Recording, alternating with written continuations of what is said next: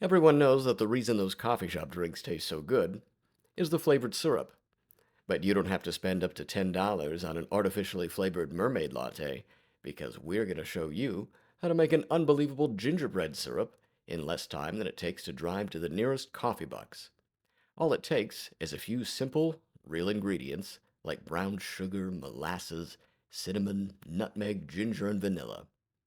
Just boil up half a cup of water, then stir in a fourth of a cup of molasses and half a cup of brown sugar.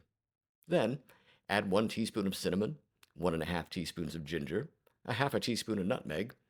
Then mix it all together, bring it to a boil, and let it simmer for a few minutes. Then turn down the heat and stir in 1 teaspoon of vanilla.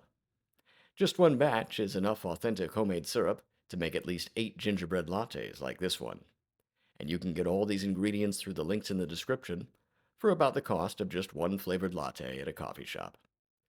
Follow us at Mere Coffee to learn how to make better coffee for less money right in your home cafe.